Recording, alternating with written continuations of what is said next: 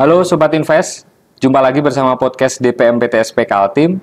Kali ini kami telah bersama Kepala Dinas Penanaman Modal dan Pelayanan Terpadu Satu Pintu, Kota Balikpapan, Bapak Asbulo Helmi. Seperti apa strategi peningkatan investasi Kota Balikpapan sebagai kota pusat kawasan perdagangan regional? Kita simak bersama pemaparannya bersama Bapak Asbulo Helmi, Kepala DPM PTSP Kota Balikpapan. Selamat pagi Bapak. Selamat pagi. Pagi Bapak. Ya. Sehat selalu. Alhamdulillah sehat ya. Pak Asbulo Helmi, kalau boleh tanya-tanya, sudah berapa lama Pak Bapak mengabdi di Pemkot Balikpapan ini Pak? Oh, di Pemkot Balikpapan, ya saya kebetulan satu alumni dengan Kepala DPM PTSP Provinsi Kaltim ya, Pak Pugu. Tapi saya duluan, saya tahun 99 Oktober saya udah masuk Balikpapan gitu. Penempatannya kebetulan di Balikpapan. Jadi ya kurang lebih 24 tahun lah sudah begitu. Untuk sebelumnya dari 24 tahun itu dari tingkat bawah ya Pak, maksudnya dari kecamatan atau misalkan dari perjalanannya Pak sejarahnya sampai dengan sekarang. Iya. Saya model karir saya ini agak unik gitu. Karena saya itu jabatan itu lama cepat dalam satu jabatan begitu. Jadi saya pertama lulus taruh di kepegawaian hanya 3 bulan, terus taruh di kelurahan 6 tahun. Terus pindah lagi ke kecamatan 6 bulan aja. 6 bulan aja Pak. Pindah ke Capil, itu 8 tahun. 8 tahun. Pindah camat setahun 10 bulan.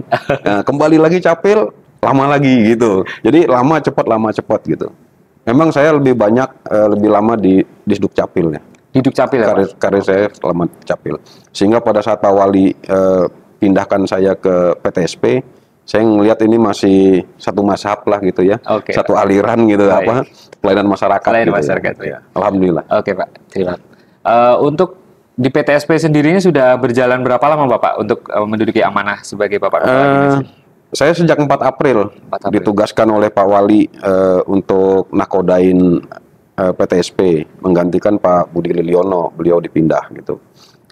Hanya resmi saya dilantik itu sejak tanggal 17 Juli kemarin. Jadi kalau hitung-hitungan, kalau yang definitifnya ya seminggu lah baru. Seminggu ya Bapak? Ya.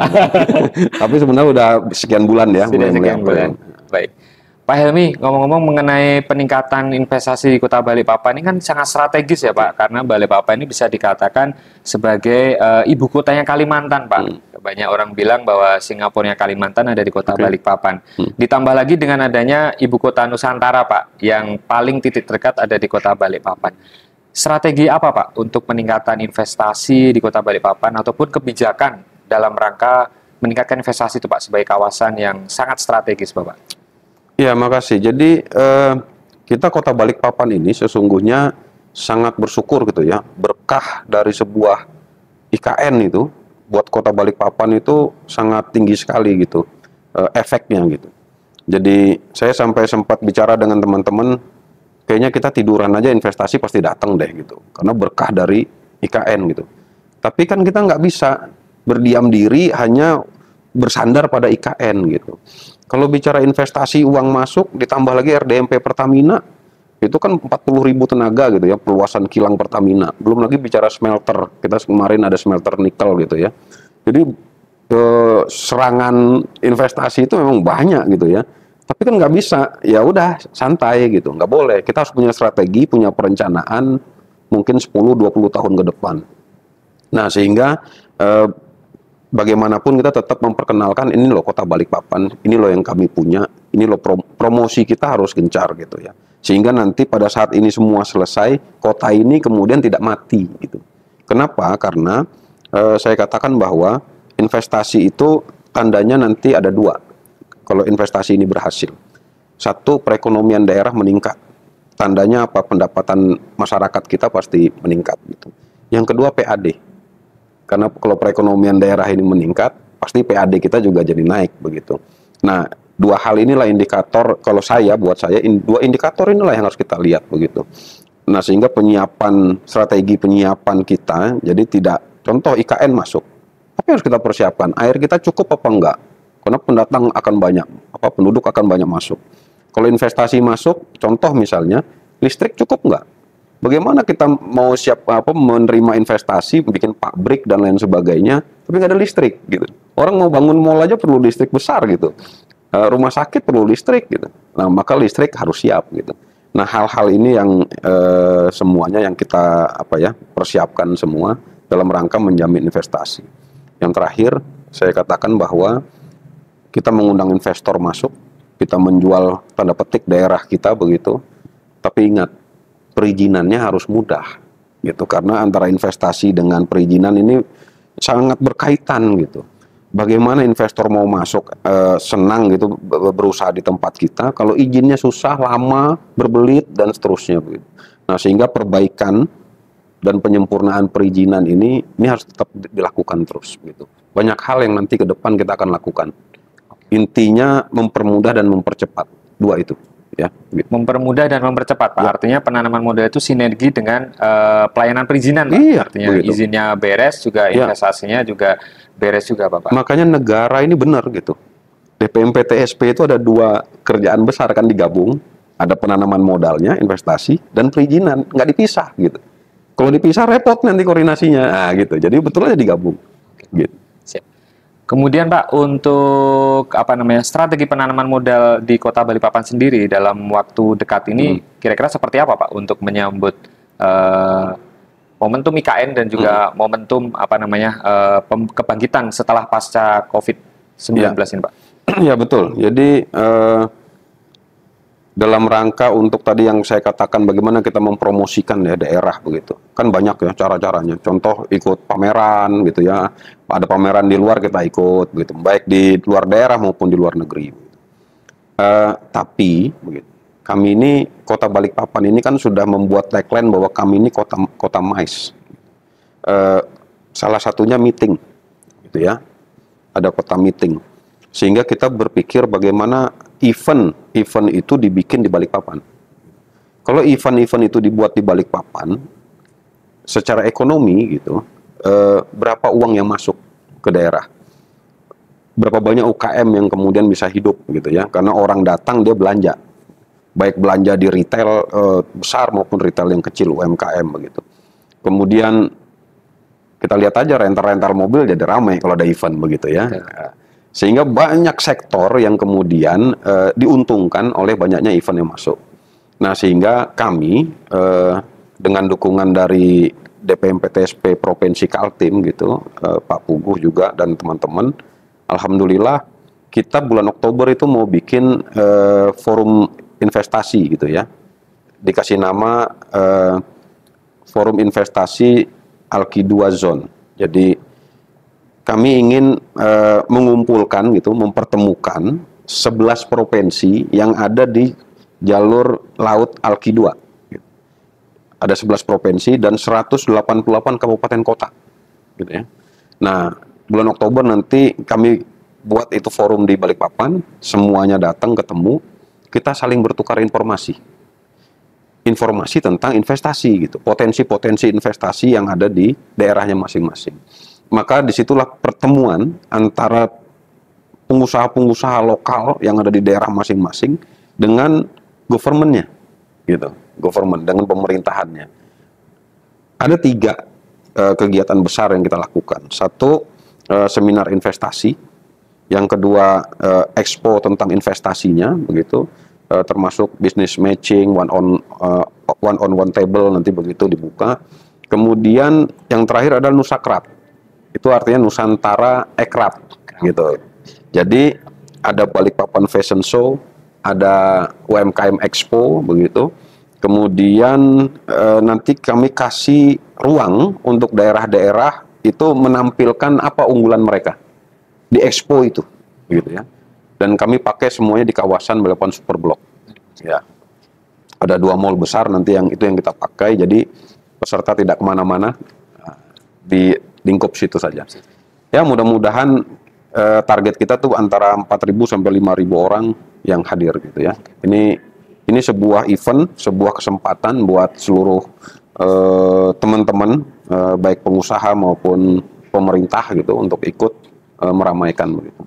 Ya. Artinya itu sekaligus menegaskan dan meneguhkan ya Pak bahwa Balikpapan tadi yang seperti Bapak bilang sebagai kota MICE. Ya, gitu Pak, yang nanti akan diwujudkan dalam bentuk salah satu kegiatannya ALKI 2 Zone Investment Forum. Ya Pak, Ya. lebih dari 11 provinsi, 11 dan lebih dari 188 kabupaten kota. kabupaten kota. Luar biasa sekali Pak. Ini menarik Pak. Kira-kira dari penyelenggaraan yang luar biasa itu Pak, nanti selain target pergerakan ekonomi dari 5.000 sampai 4.000 sampai 5.000 yang akan datang pada pergerakan itu, apalagi Pak yang ingin dicapai dengan bangkitnya ekonomi di kawasan ALKI 2 itu Pak? Memang kami berinisiatif satu, karena kita bicara tadi Balikpapan Kota Mais, kita kepingin orang banyak datang di Balikpapan gitu. Tapi yang kedua, kita nggak ingin gitu bahwa berkah rezeki IKN itu hanya Balikpapan yang menikmati gitu, atau hanya Kaltim yang menikmati gitu.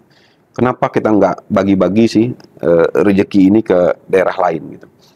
Kan orang yang kaya itu bukan orang yang banyak duit, tapi orang yang banyak berbagi gitu. Nah, sehingga ayo dong kita berbagi. Dan tidak mungkin Kaltim itu bisa bekerja sendiri, hidup sendiri gitu. Pasti ditopang oleh daerah lain gitu. Contoh misalnya Balikpapan, 9 bahan pokoknya kan dari daerah luar gitu kan. Dibantu oleh daerah luar, disuplai oleh daerah luar gitu. Nah, sehingga inilah yang kami kepingin, kita sama-sama berbagi Pak gitu. Kita sama-sama, Anda lihat di kami apa yang kurang, Anda suplai. Kami pun kan punya sumber daya, Kaltim punya sumber daya. Apa yang Anda kurang nanti kami yang suplai gitu. Nah, ini ketemu gitu. Termasuk kami lagi usaha untuk mendatangkan investor dari luar negeri gitu. Jadi silahkan daerah misalnya, contoh misalnya ya, kami kemarin dari Sulawesi Barat gitu. Ternyata Sulawesi Barat itu punya kopi, ya, punya coklat, punya pasir bagus, kualitasnya, kemudian punya batu gunung gitu ya. Ternyata mereka punya semua. Tambang-tambangnya emas ada, macam-macam ada. Gitu. Tapi kan belum dikelola nih. Investor belum masuk nih. Nah, silahkan. Nah, gitu. Ini kami kasih wadahnya, kasih ruangnya. Silahkan. Nanti kalau ada investor luar negeri, monggo, silahkan bicara di situ. Gitu. Itu tujuannya. Jadi semuanya bisa hidup. Jalur ALKI 2 jangan cuma 1-2 provinsi yang berkembang maju gitu, tapi kalau bisa seluruhnya berkembang maju. Kalau semuanya maju, semuanya berkembang, kan saling bertukar ekonominya hidup semua nih, satu kawasan ini kan bagus begitu ya. Gitu tujuannya. Artinya Bapak belum ada genap 1 tahun di BPM PTSP Kota Balikpapan, tapi sudah mengeluarkan gebrakan luar biasa ya Pak, untuk ALKI 2. Tapi teman-teman semua semua teman-teman. Karena cukup viral Pak di gitu sejumlah ya. headline media massa Pak mengenai kegiatan yang termasuk menjadi luar biasa Pak, di bulan Oktober nanti ya Pak, kalau 28 Oktober. 28 Oktober. Pas Sumpah Pemuda ya. Pas Sumpah Pemuda Pak, betul gitu, Pak. Sumpah Pemuda. Jadi semangat Sumpah Pemuda itu kita satu gitu loh ya. Kita satu Indonesia gitu kan. Ya. Tapi memang bicara mengenai Kota Balikpapan itu lebih kurang ya Pak, mengenai kebutuhan bahan pokok dan sebagainya itu memang saling suplai ya Pak. Misalkan dari Sulawesi, kemudian dari beberapa Jawa Timur gitu ya Pak. Gitu. Itu yang kemudian akan dipertegas lagi dan diperkuat lagi kerjasamanya ya, Pak.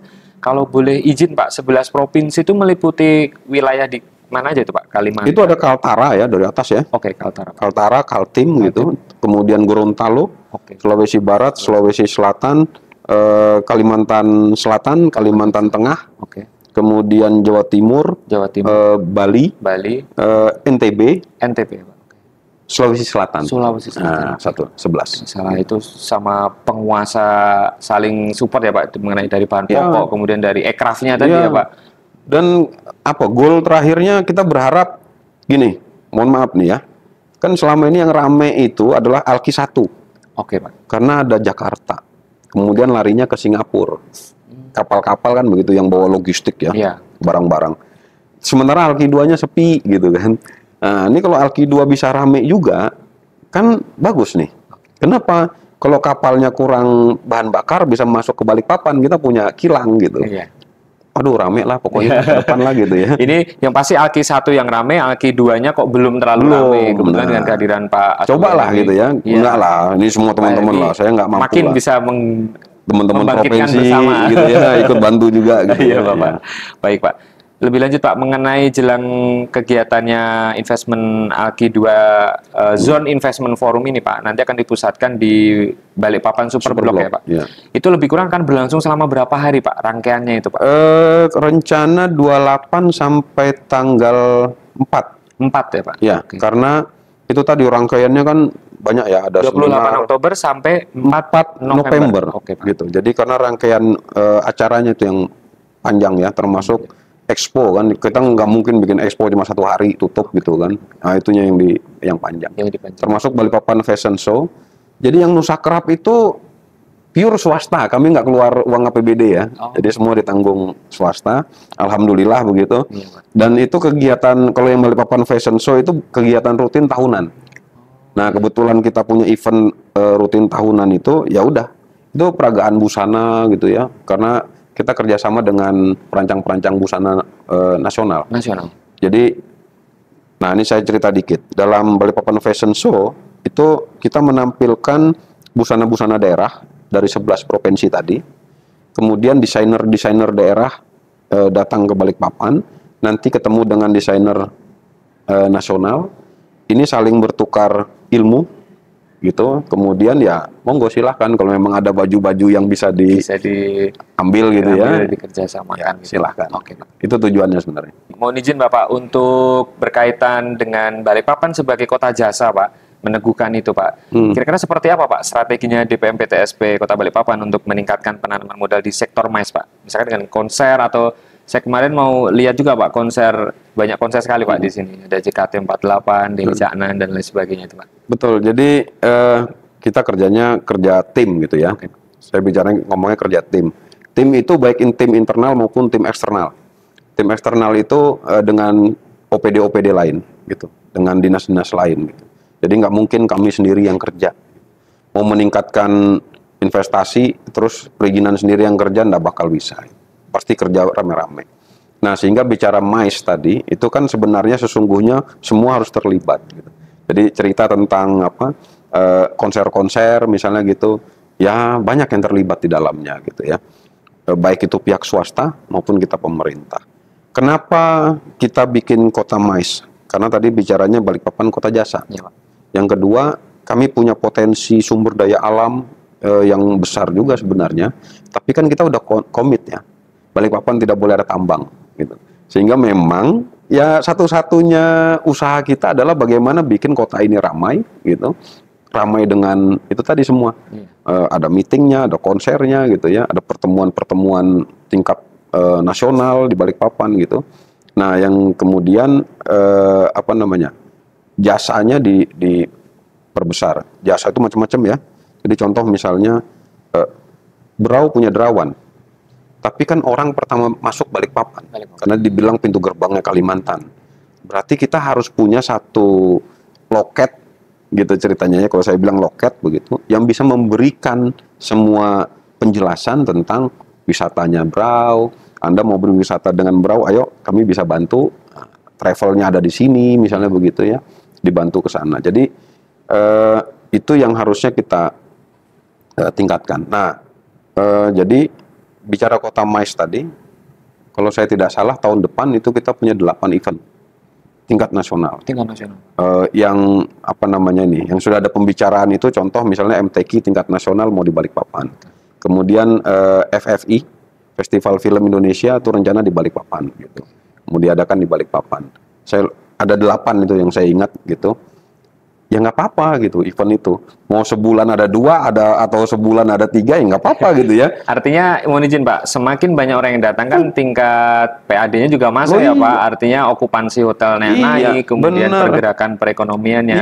Jadi lebih banyak mengadakan event ya Pak. Sampai saya bilang begini, kalau banyak event di Balikpapan orang banyak datang, mohon maaf nih.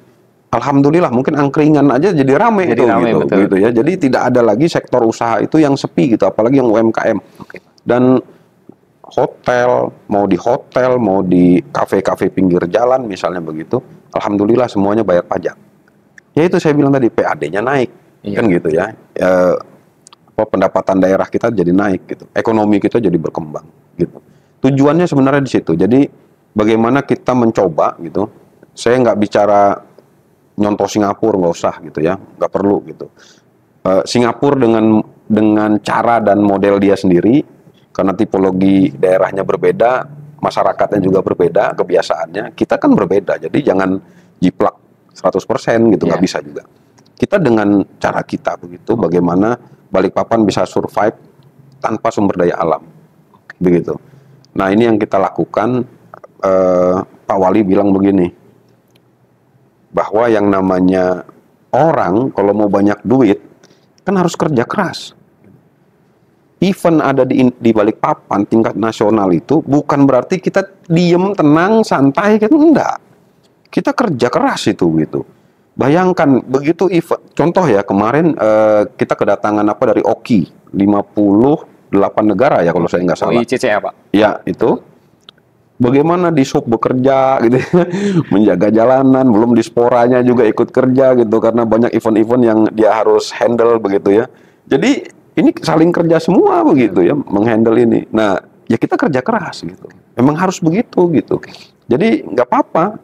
Dan kita memang pegawai negeri ya begitu harus kerja kan gitu ya. Pegawai kita digaji untuk itu. Gitu. Oke Pak. Siap. Jadi harus. Oke. Pak Abu Helmi, untuk di keberlanjutan Bapak di DPM PTSP ini, apa rencana terdekat ya Pak? Selain juga penyelenggaraan ALKI 2 Zone Investment Forum dan juga meneguhkan MICE, termasuk ada beberapa event itu Pak? Gini, itu kan kita bicaranya rencana-rencana di luar. Itu kerjaan kami di luar gitu ya. Nah, saya mungkin cerita juga apa yang dilakukan di dalam gitu.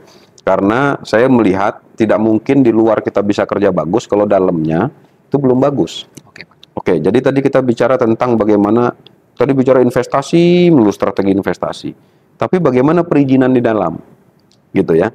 Nah, sehingga saya dengan teman-teman, kan kita tahu ya, bahwa dinas perizinan itu, DPM PTSP itu menerima perizinan yang masuk, lalu diproses oleh dinas teknis secara aplikatif lapangannya, diverifikasi lapangan. Begitu sudah dinyatakan oke, balik ke kami untuk kami terbitkan izinnya, begitu ya.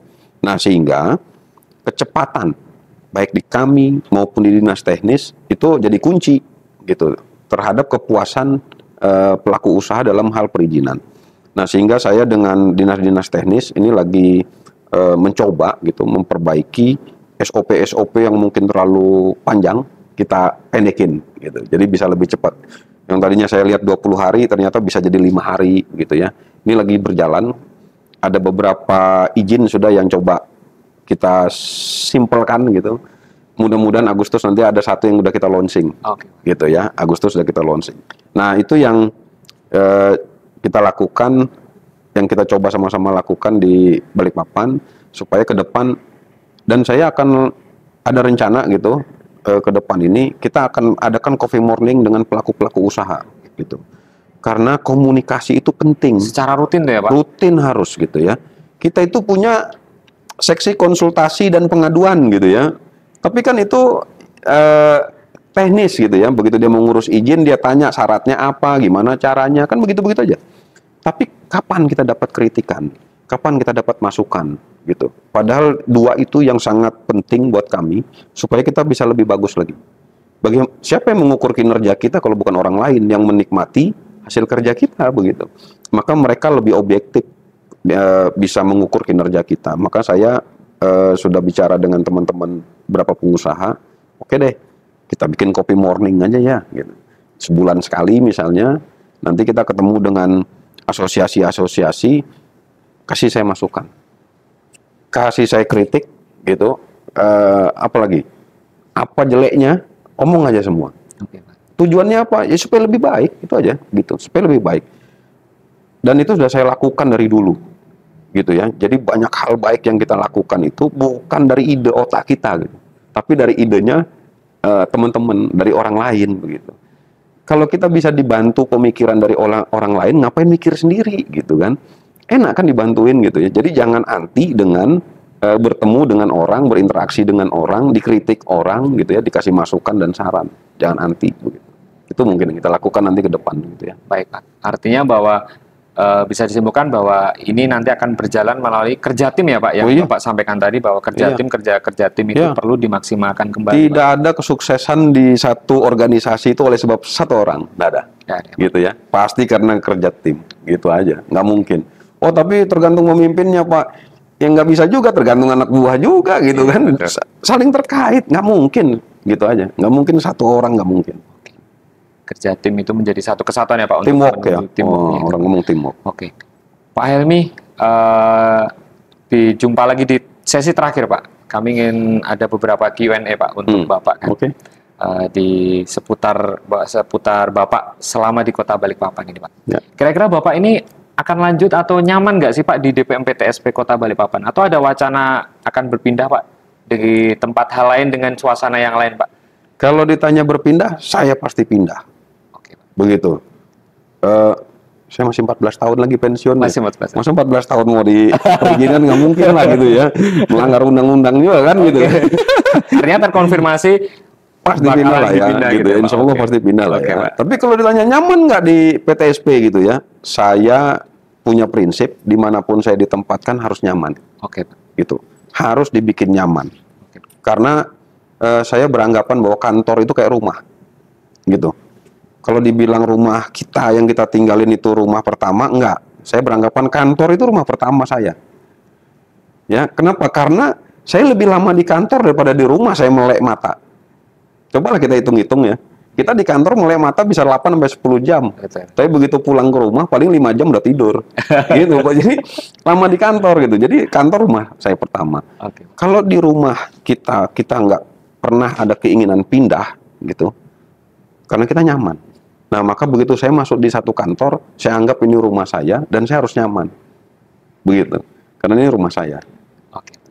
Pak Hasbullah Helmi, Kepala DPMPTSP Kota Balikpapan. Terima kasih Bapak Terima atas kasih. perjumpaannya Sama-sama. pada kesempatan kali ini Pak. Semoga kita nanti gebrakan-gebrakan berikutnya kerja tim yang dipimpin oleh Ya. Bapak Hasbullah Helmi. Terima kasih Terima Bapak. kasih. Terima kasih. Ya. Baiklah perjumpaan podcast DPMPTSP Kaltim pada kesempatan kali ini bersama Bapak Kepala DPMPTSP Kota Balikpapan. Salam Salam investasi.